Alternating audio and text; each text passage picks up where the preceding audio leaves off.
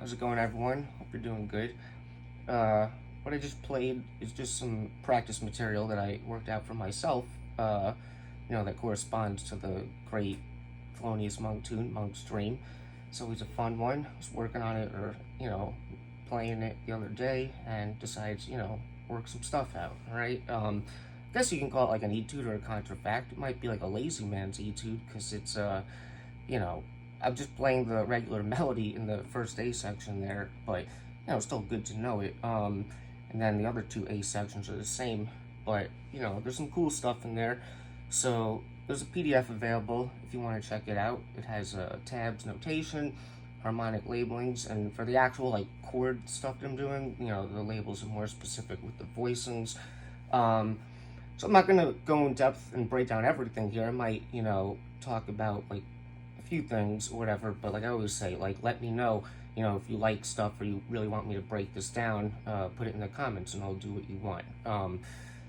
And I'm going to show you a couple extra things, that just pertains to the song or things I might have been working on while working on this. All right, so I hope you enjoy, and give a video a like if you're enjoying it. So, Alright, I had to start a new take because sometimes my ADD still gets the best of me, and oftentimes the hardest part of recording these videos for me, for sure, is the talking. Just because it still feels so unnatural talking to a camera. It makes me into like a perfectionist, I guess, because, it feels like I'm giving a presentation, but I digress.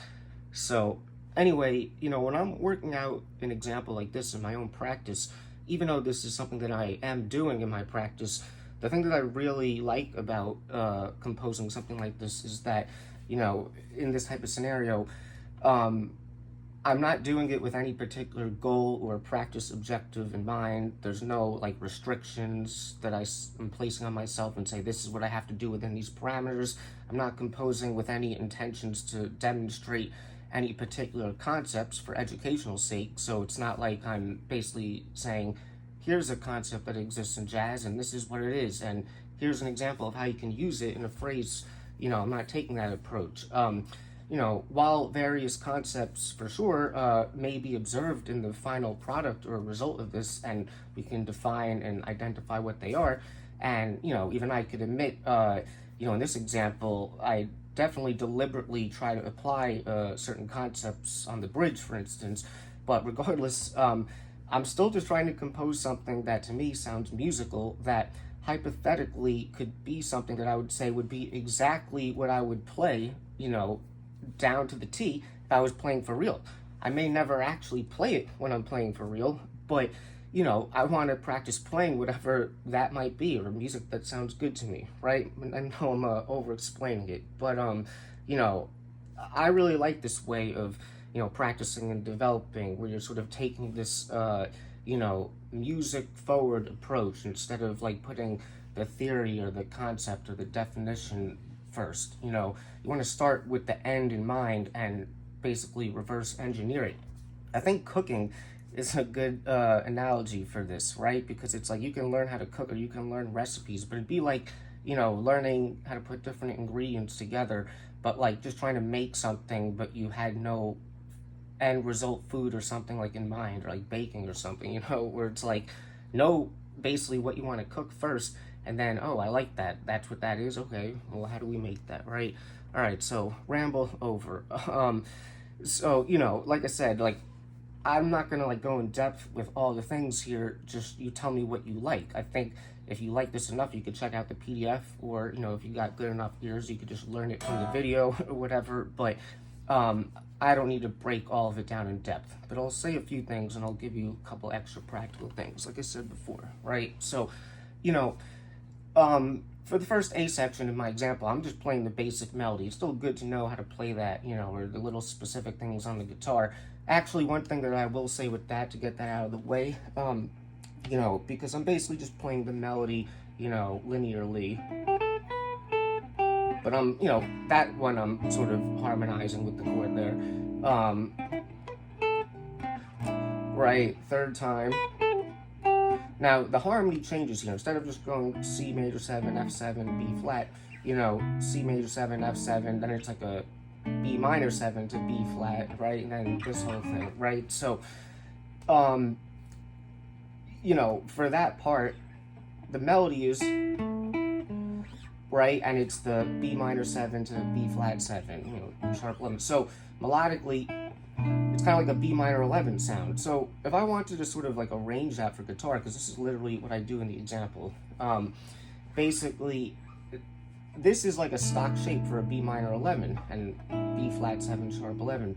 But, you know, if I'm going to this, like I have another note in the chord that's like in between, and it kind of messes it up. So this is a little unconventional, but that note, which is the third of the B minor 7, it's also the third of the B flat 7. If I put that in a lower octave over here, then the top two notes are melodic. Then I lower these, right? So it's basically like 7, 5, 7 on the low 3 strings, and then forget about the high note first. It's that, and then you bring down the low E string and the D string to make it B flat 7. Same movement as like what you would do like on the A string, right? But I have that note up top, right? So you might say that's an unconventional voicing on the guitar. It's still the way I see it, you know, pertaining to, you know, basic formations and positions on the guitar, but you know, I'm letting the context dictate like the reason why I'm doing that. I'm not just playing unconventional things for no reason, right? Because there's direction, you know, the end result kind of makes sense to me, at least to me. All right, so that's the melody. Now, in the actual A section, you know, one thing I'll break down a little bit, maybe like the first phrase, or the, right? For a lot of this, you know, I am sort of keeping the original melody in mind, but also kind of not. Like that first phrase is kind of what I was trying to hear and what sort of dictated the rest of it, and I just kind of flowed from there. But it kind of reminds me of the melody, but kind of not. But this is a cool one to take a look at, you know, closely, because, you know, you can hear those little embellishments. A lot of it sounds like triplets, but upon closer examination, you know, it's more specific. Kind of reminds me a little bit of like Bud Battle, but that doesn't matter. But so what is it? All right, so this is at the top of the form, but I'm actually coming in on a pickup before bar 1, like on the and 3. It's basically, and that would be the downbeat 1. I'm sliding into that, but here, without the grace note, just like 1, 2, 3, and 4, and so those are eighth note triplets there. But what I do is on beat 4, the downbeat, because you have that note twice, 1, 2, 3, and 4, right? And 4. So on the downbeat, I just sort of accentuate it with those 2 grace notes. I don't even count them as rhythmic value, but like I always say, little things like that, they can make the phrase come alive if you're going for a certain feel. Those are the things that you're not going to get just by studying harmony. Right? Now here, 1, and those notes on the C major 7 are literally the 3rd and the major 7. And again, the slide adds an effect as well. All right, now here, after that, beat 2, I'm playing quintuplets, all right? 5 per beat. 1, 2, 3, 4, 5, right? Really, within the context of the bar, it's like 1, 2, 2, 3, 4, 5, 3. That's the downbeat of 3. Yeah. That would be a quarter note with like a staccato, so it's like, and I had to practice that, like isolated, to get that smooth, right? It's just a cool embellishment. You know, like it's quintuplets, you know, when you're sort of making these things exact in a moment, you know, you get detailed or specific, but you know, it just needs to be correct or sort of make sense. You know, I wouldn't even call this a real enclosure because it's starting on the note that it encloses. Is that it? Or what is it? Yeah, this one, right? 1, 2, 3, 4, 5. But as long as we end up where we need to go, you know, good work. I don't think I explained that well, but whatever. So, from there, that, like I said, that's beat 3. 3, and then beat 4, I have another 8th note triplet. 4 and right? And this is basically like a syncopation of like the next bar. 4 and so 4 and 1. Now this is the and of 2, 1 and that is 16th note triplets with an 8th, so it's like triplet and 2 and, right? And then from there we have 2 more beats of the second bar, and it's just 4 8th notes. 3 and 4 and, right? So 1, 2, 3 and 4 and 1 and 2, 2, 3, 4, 5, 1, 3 and right? I'm not gonna harmonically break down a lot of it. You can check out the PDF, but it all kind of goes over the harmony, right notes in right places. It's cool to me because, again, I'm not trying to intentionally like start with the idea of I want to use all these different rhythms. And yeah, that is the thing that I should have said before. You know, you want to talk about concepts. If I was going to say that there was any actual concept that I'm trying to apply when I'm working on an example like this, although to me it's hardly a concept, it's simply that I'm just trying to swing, right? I'm trying to hear melodies that swing and make sense, and it has to groove and flow. And I just want to work that out and get it to be whatever that is, right? So I think that's why it inevitably came out like that, because however I was hearing it, it's like, it just sort of flows to me.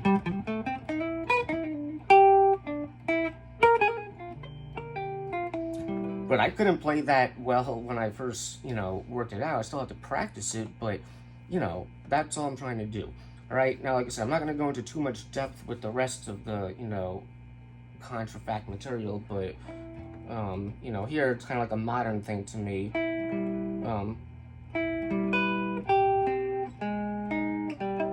Right, letting notes ring out using syncopation, right notes, you know, to land on, you know, C major 7, right, then still kind of C, but you can see that is like a C9, you know, B flat 7 with the sharp 11, you know, sus, you know, whatever. I'm going into too much detail. Then we've got some chord stuff. For a lot of that, again, I'm actually thinking about the melody and the top notes.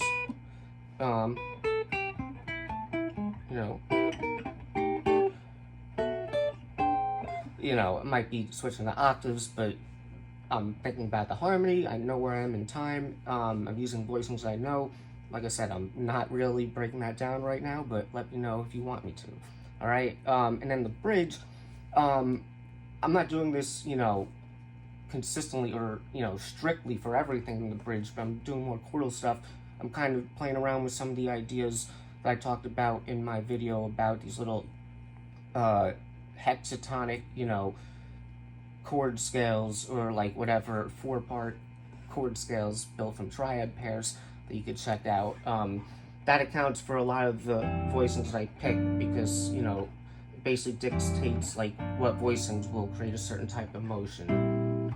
I might switch things out for other variations. I might use other voicings that are not part of it, but I got an idea going, you know, like could be coming out of a lot of that though. Might alter something for my own melodic purposes, because this all, like, the whole bridge is C7, but you know, it's I'm playing around within that tonality. So let me know if you want me to explain more. All right, now before I show you a little, like, sort of practice demonstration to end the video, just another little quick, like, cool hip line. This is not something that I played in this example here, but I'll, like, put the music for this one up. I'll give this to you for free. It's just a cool, like, harmonic application or harmonic line or something that you can use that I'm, you know, working out in a tune like this. You know, it's kind of just like the frosting on the cake, honestly. I like this. Yeah. Just garbage, but fun to make. Awesome. Yeah. Sounds like this could be like a Super Mario Brothers world, you know? But yeah, anyway, so this is something that would go over the end of the A section, where we have the, right, 1, 2, 3, and a 4. That G7, it's kind of like syncopated. It's like coming in early, you know, it doesn't matter, right? But we have those chromatic dominants that, you know, pretty common in jazz. You know, the chromatic ones are like the tritone sub 5-1 motion, just dominants, constantly cadence, right? So I'm not going to get into it. And when we add the sharp 11, I like to call it a sharp 11 in this case. We can also see it as like the flat 5 if we're thinking of it coming from an altered tonality, but that's not important. But the reason why I'm saying that is because technically, like, if you think of like A7 sharp 11, you're including the 5. Like, that's part of a Lydian dominant scale. You know, you might even have the 9 and then the sharp 11. Like, that would be the full arpeggio, you know, going in thirds. But if you think of it like a flat 5, it's semantical anyway. Then the first 4 notes become this. And this is a very symmetrical pattern, all right? Especially for that sake of, like, even moving down, you know, chromatically. It sounds good. So I basically wanted to work out an idea, because when I have that type of sound, or I'm thinking about using that type of thing, I like this type of pattern where, because of the symmetrical nature of that shape, because it's like, you got the tritones, you have 2 tritones basically that are like a major third apart, or 2 major thirds that are a tritone apart. So I like this little pattern where I'll start in the root, go up a tritone, up a major third, down a tritone, then if I move up a whole step, then I'm at the flat 5. I could do the same pattern from the tritone. It's the same thing. So that type of thing. So I'll use that sometimes, but when I'm improvising on a tune like this, I might be improvising and over that part of the tune hear something like, oh, I kind of want to use that idea, but because I haven't really worked it out, you know, I can't really expect for that to come out clean or that I'm going to nail it. So this is a perfect example of like, hey, I'm kind of hearing a cool idea. This gives me a reason to like actually work out a phrase or something that you have, or just to teach you like, how can I make this work? So I came up with this. I'm rambling a lot. I'm basically doing it as 16th notes, because this tempo is like a slow medium swing. Basically, if you think like 1E and a 2E and a 3E and a 4E and a 1E. Oh, sorry. It comes on the second 16th of beat 1. 1E. Sorry. Right? That's what it is. His voice leads that sound down like at the right points or whatever. Again, you have the music for this one. I'm not going to go into too much detail, but I think it sounds cool. It's just like, you know, a little hip device. You know, but there you go. Now, to close the video, what I'm going to do, you know, how might I practice something like this? Because I basically played it already in the beginning. You know, if I put on a backing track and I just kind of loop this for a while, I could just practice this over and over again. You know, before I do what I'm about to say, you might want to be able to play it like well enough so that, you know, you have some familiarity with it. You don't want to just keep making mistakes, but I want to just play this over and over again, but not necessarily restrict myself to just playing this. I don't want to like break away from it too easily. I'm trying to blur the lines between like practicing deliberate, like worked out ideas and practice, and like just naturally playing and improvising, you know. So I might hear other things. I could play parts of this, or I could play a variation that's something that is similar to this or used in a different part of the form. Or I can play stuff that's not related to this at all, but I'm just sort of breaking away and, you know, hearing certain things. That's good too. But the whole point is to just sort of assimilate this stuff little by little with these repetitions, so that, like, you know, it feels more spontaneous over time, if that makes sense. All right, so I'm gonna play the video out like that. But, you know, before that, if you enjoyed the video, you know, give the video a like, subscribe if you're not already.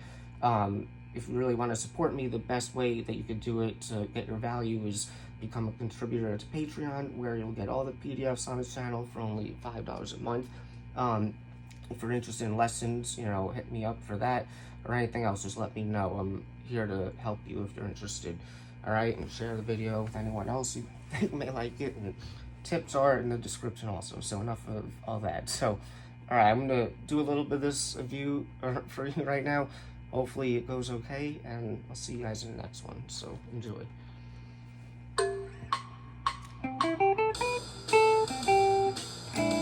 I just want to start by playing it.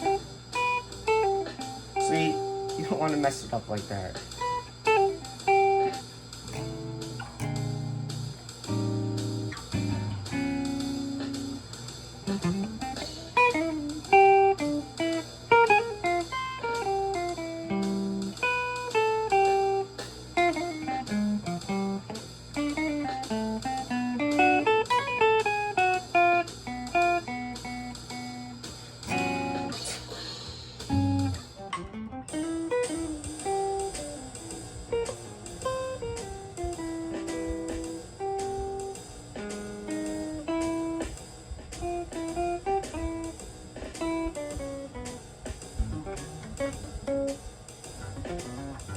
See, I messed it up.